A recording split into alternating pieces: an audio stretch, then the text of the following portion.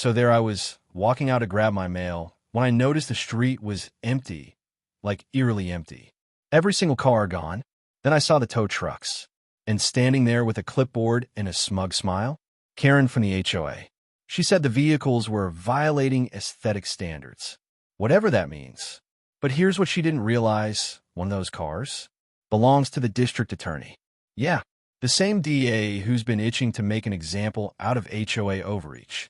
Let's just say, the moment she found out, Karen's clipboard wasn't the only thing shaking in her hands. Crescent Pines was the kind of neighborhood that prided itself on perfection. Every house was identical, every lawn immaculately trimmed, and every curbside detail meticulously maintained. At the heart of this enforced order was the local homeowners association, HOA, whose stringent rules dictated almost every aspect of daily life. The rules were enforced without mercy, and residents had learned long ago that even a slight deviation from the prescribed norm could result in hefty fines or worse. Overseeing this tight ship was Karen Miller, a woman in her early 50s who had become notorious throughout Crescent Pines. Always seen in a perfectly pressed blazer with a clipboard clutched in hand and her smartphone buzzing with notifications, Karen had made it her personal mission to police the neighborhood. To many, she was the embodiment of the HOA's strict standards, a relentless sentinel who treated every misaligned mailbox or unsynchronized garden decoration as a potential scandal. Her reputation was built on an almost fanatical dedication to conformity, and she wielded her power with an intimidating certainty. I've been a resident of Crescent Pines for years, though I always kept to myself. I lived on a modest home at the end of our long, tree-lined street. A house that, while not as immaculate as the rest, held a certain charm and individuality that I valued. Unlike the cookie-cutter perfection that Karen and the HOA demanded, I believe that a home should reflect the character of its owner. I ran a small local business from home, and my parked car was a part of my personal style, a vintage sedan with all its quirks, lovingly restored over time. I took pride in my property and the freedoms it represented, even if that meant occasionally bucking the strict aesthetic guidelines of Crescent Pines. Then one morning, out of the blue, everything changed. It wasn't just my car that had been towed. It seemed that every single vehicle along our street was gone, removed without warning and in broad daylight. The street was silent and barren, the usual hum of daily life completely disrupted. Rumors began to spread like wildfire. Many whispered that Karen had decided that even parked cars, symbols of personal freedom and property, were a threat to the uniform beauty of Crescent Pines. What they didn't know was that one very special car was among those towed, a sleek, well-maintained vehicle that belonged not to an ordinary resident, but to the district attorney. The DA's car, a symbol of law and order, had inadvertently become a pawn in this farce of enforcement. And when Karen discovered that her ruthless towing spree had reached as far as hitting the DA's property, it was only a matter of moments before the tables would turn. The stage was set for a dramatic clash, a collision of brute bureaucratic overreach with the ironclad forces of justice and individual rights. Crescent Pines, a community built on the promise of order, was about to witness a reckoning that would expose the absurdity of imposing aesthetic standards on everyday lives. The upheaval began on a seemingly ordinary morning. Residents discovered that all the cars lining our street had vanished overnight. The parking spaces, typically filled with shiny vehicles and family cars, were now completely empty, replaced by the low hum of tow trucks and the distant murmur of concerned neighbors. I personally witnessed a convoy of tow trucks rolling in, their hydraulic arms cradling abandoned cars as if they were delicate artifacts slated for removal. Social media exploded with theories. Some claimed that the neighborhood had been turned into a film set, while others argued that the HOA was finally cracking down on unauthorized vehicles that disrupted the visual harmony of Crescent Pines. Of course, no one imagined that this was a calculated power play orchestrated by none other than Karen Miller. When I eventually saw a live stream of her standing by a tow truck, her face lit by the glare of flashing red lights, her expression one of unyielding self-righteousness, I wasn't surprised, though I certainly wasn't pleased. Karen had announced earlier that morning that she would be cleaning up the streets, claiming that parked cars violated the neighborhood's aesthetic standards. In her eyes, every vehicle that didn't conform to an idealized notion of perfection was an eyesore. But what she had failed to consider was that for most of us, our cars were not mere objects of beauty. They were extensions of our lives, repositories of memories and hard work. And among those vehicles was the district attorney's car, a pristine symbol of authority that had unwittingly become part of her crusade against free expression. I soon learned that the DA had received a call from his assistant, furious and confused by the tow notice. Rumors swirled that the district attorney, known for his unyielding stance against local corruption and abuse of power, was set to take action. The idea that Karen's overreach had touched the very heart of law and order in Crescent Pines was enough to send shockwaves through the community. Determined not to let Karen's unchecked power continue, I began to compile every scrap of evidence. I reached out to neighbors who shared their own stories. Cars that had been towed without explanation, bizarre fines for minor infractions, and quiet accounts of Karen's personal vendettas against anyone who dared deviate from a rigid vision. The community's digital dossier grew with screenshots from social media posts, video clips from security cameras, and heated messages exchanged on community forums. Every piece of evidence painted a picture of an HOA enforcer whose obsession with perfection was costing residents their property and their peace of mind. I filed a formal complaint with the HOA board, presenting my evidence and demanding immediate disciplinary action against Karen. I stressed that if the board did not act, the matter would escalate beyond simple fines. It would become a full-blown legal issue involving the district attorney himself. My complaint wasn't just about protecting my own rights. It was a clarion call for all residents to stand up against arbitrary rule enforcement. Karen, of course, dismissed the complaints with a haughty laugh. In her statements, she insisted that the towings were necessary to restore order and that any inconvenience was merely the price of a perfectly maintained community. But in quiet conversations, whispers began to circulate that even members of the HOA were growing uneasy with her methods. The once robust support for her strict measures was starting to crack under the weight of mounting evidence and public outrage. I continued to document every development meticulously, recording security footage, gathering testimonies, and even interviewing affected residents. The more evidence I collected, the clearer it became. Karen's actions were not about enhancing community aesthetics. They were about asserting her dominance and enforcing her personal brand of authoritarianism. As tensions mounted, the digital narrative shifted. My online updates, filled with energy logs, time-stamped footage, and heartfelt accounts from angry residents, gained traction. Hashtags like hashtag #NoMoreKaren and hashtag aesthetic overreach began trending locally, and a digital petition demanding reform of the HOA's enforcement policies rapidly gathered thousands of signatures. The collective anger was palpable, and it wasn't long before the community's united voice reached the ears of the HOA board, forcing them to schedule an emergency meeting and, eventually, a final public hearing to address the matter. In the meantime, the district attorney's car became an unwitting focal point of the scandal. Neighbors recalled that the DEA had been a vocal critic of arbitrary HOA fines and had even hinted at cracking down on local overreach. The fact that his vehicle had been towed sent ripples of shock and disbelief through our community, and it became the rallying point for those who demanded accountability. Karen's actions, once seen as merely petty, now threatened to bring the full force of the law down upon her and the HOA. In the days that followed the mass towing incident, the atmosphere in Crescent Pines grew increasingly charged with tension and anticipation. Social media exploded with shared clips and heated debates. The hashtag #NoMoreKaren became a rallying cry as residents posted videos of their empty driveways, screenshots of tow notices, and impassioned messages decrying the HOA's arbitrary enforcement of aesthetic standards. My own digital updates, which meticulously chronicled every detail of the incident, from the first tow truck rolling into the distress call of the district attorney's assistant, gained thousands of views and ignited a wave of grassroots support. Local news outlets were quick to jump on the story. Reporters appeared outside homes, questioning residents about the sudden disappearance of every car on our street. It's unbelievable. One moment, your street is bustling with life, and the next, it's completely empty. One anchor commented on live TV, his tone a mix of incredulity and amusement.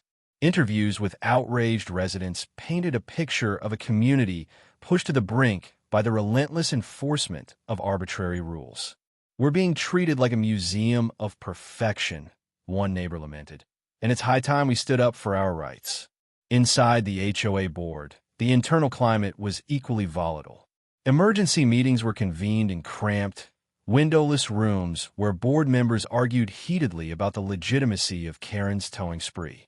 Some members, longtime loyalists of a strict enforcement regime, defended her actions as necessary for preserving the community's image.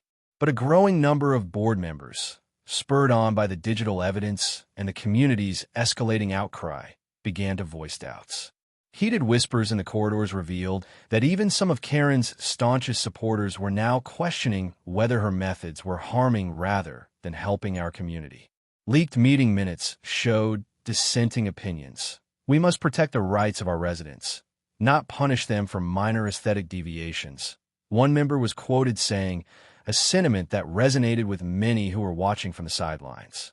Meanwhile, the fate of the district attorney's car provided a further twist in the unfolding drama.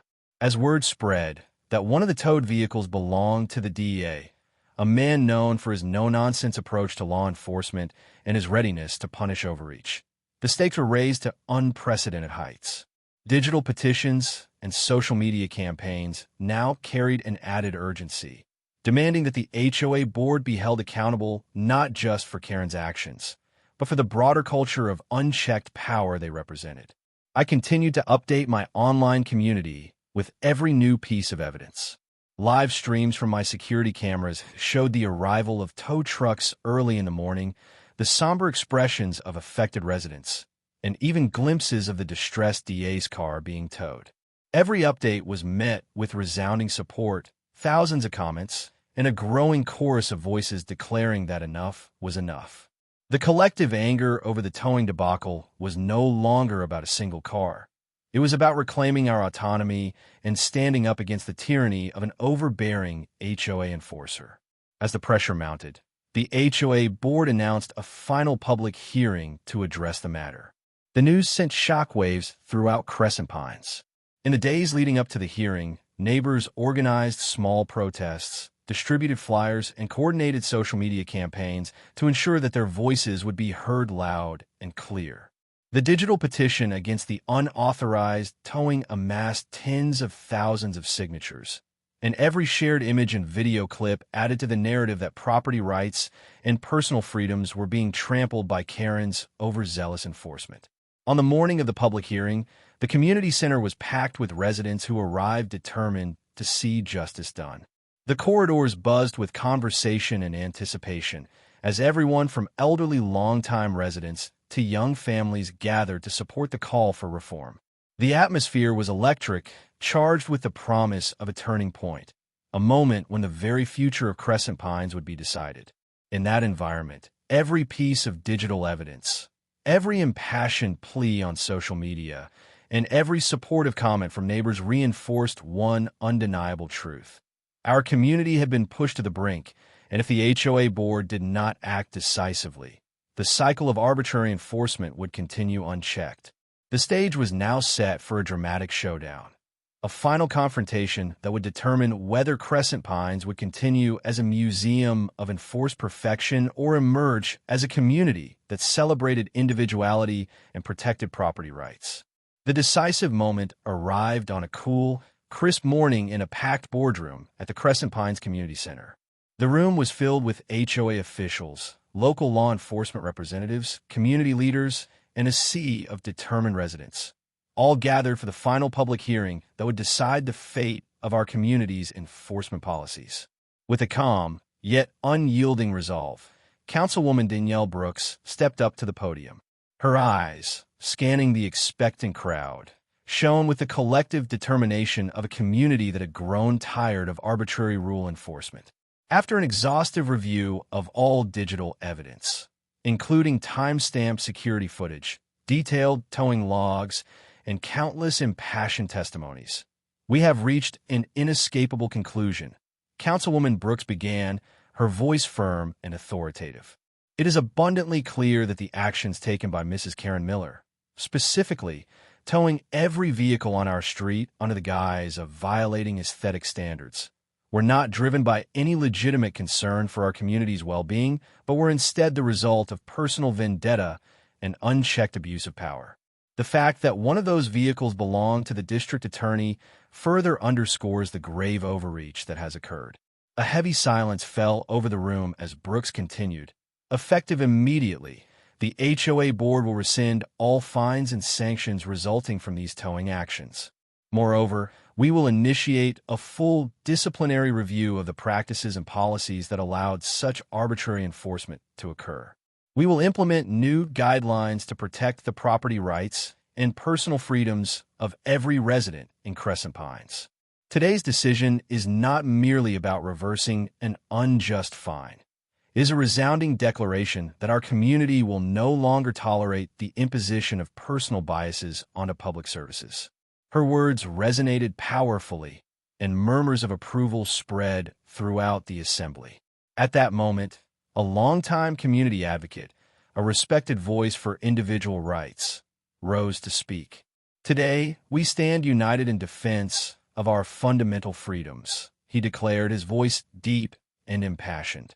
No resident should ever have to endure the tyranny of arbitrary rule enforcement. Let this vote mark the turning point, a clear signal that Crescent Pines values innovation, personal responsibility, and the sanctity of private property above all else. We demand accountability, and we will not rest until every act of abuse is rectified. His declaration was met with thunderous applause, uniting the room in a powerful call for change. Following his stirring address, a senior officer from the local oversight office presented a final dossier, a meticulously compiled record of digital evidence, expert analyses, and official documents that confirmed the routine and justified nature of community safety measures, as well as the baselessness of Karen Miller's actions. The evidence was irrefutable. The towing of vehicles, including the district attorney's car, was a flagrant abuse of power, and every attempt to justify it was met with overwhelming public and legal opposition. The Internal Affairs Panel unanimously endorsed strict disciplinary measures against those involved, and the full report was slated for immediate public release to ensure total transparency. Councilwoman Brooks concluded, "Let this resolution mark the dawn of a new era for Crescent Pines, a community where every resident's rights are respected and where public authority is exercised with fairness and integrity. Our vote today is a resounding declaration that we will protect our freedoms and ensure that no one, regardless of their perceived authority, can impose their personal vendettas on our community without accountability. Together, we stand for justice, transparency, and the inalienable right to live freely." Her final words, delivered with unwavering conviction, sealed the turning point in our struggle for property rights and personal freedom. In that defining moment, as every face in the boardroom shone with determination and hope, the balance of power shifted irrevocably. The overwhelming digital evidence and the unified voice of the community forced the HOA board to take decisive action, a turning point that would forever reshape the governance of Crescent Pines. The days of arbitrary towing and personal vendettas were over, and a future built on respect for individual rights was finally within our grasp. In the weeks following the historic vote, Crescent Pines underwent a remarkable transformation. News of the rescinded fines and the sweeping reforms implemented by the HOA board spread like wildfire throughout local media and across social networks, igniting impassioned debates about property rights, personal freedom, and the proper role of community governance. Editorials in the local newspaper, with headlines such as "A New Dawn for Crescent Pines" and "Community United Against Overreach," celebrated the decisive actions taken to protect every resident's rights. Hashtags like hashtag property rights, hashtag no more Karen, and hashtag community justice trended widely, reinforcing our collective determination to reject arbitrary rule enforcement. Town hall meetings and community forums saw record attendance as residents gathered to share their stories and to envision a future where individual expression and property rights were honored without fear of punitive fines. Neighbors, who had long suffered under the oppressive oversight of the HOA, now spoke openly about their right to innovate and live as they wished. Our community is built on the strength of our individuality. One impassioned resident declared at a crowded meeting, his voice echoing with hope. The atmosphere was charged with a promise that Crescent Pines would forever defend the freedoms of its residents. Within the reformed HOA board and local public safety departments, swift changes were enacted. Senior officials, led by Director James Carter and Lieutenant Marcus Reed, initiated comprehensive training programs on ethical conduct, cultural sensitivity, and the responsible management of community resources. Regular internal audits and transparent disciplinary processes were established to ensure that all complaints were meticulously reviewed and that no resident would ever again be subjected to arbitrary enforcement. Our duty is to protect every member of this community, Lieutenant Reed declared during a follow-up press conference, reaffirming our shared commitment to fairness and integrity. Community leaders and local civil rights organizations mobilized further, organizing workshops and public forums to empower residents and to raise awareness about their rights. When we stand together, we are invincible, a local activist proclaimed at a town hall meeting, inspiring neighbors to unite in the fight for a more inclusive and just Crescent Pines. For me, the journey from confrontation to resolution was both deeply personal and transformative. My decision to expose the injustice of Karen Miller's towing spree and to reveal that one of the towed cars belonged to the district attorney had not only reclaimed my rights, but had sparked a movement that resonated throughout our entire community. Neighbors who had once whispered their grievances in secret now shared their own stories of resistance, uniting in a collective call for accountability. The digital evidence that exposed Karen's overreach became a symbol of our shared commitment to property rights and individual freedom, a beacon for anyone who had ever felt oppressed by arbitrary rules. Karen Miller, once the feared enforcer of arbitrary HOA policies, was now reduced to a cautionary tale, a stark reminder that no one is above accountability when a community stands united for justice. Her influence waned as digital records of her past transgressions circulated widely, underscoring the need for reform and the dangers of unchecked authority. At a final celebratory event held in the Central Park of Crescent Pines, residents, local officials, and community advocates gathered under the gentle glow of the setting sun. A large banner reading "Unity, Freedom, and Property Rights" was unfurled between towering oak trees, and heartfelt speeches resonated with promises of a brighter, more inclusive future. Today, we celebrate not only the victory of our rights over arbitrary enforcement, but also the resilience of our community, Councilwoman Carter declared, her voice clear and unwavering.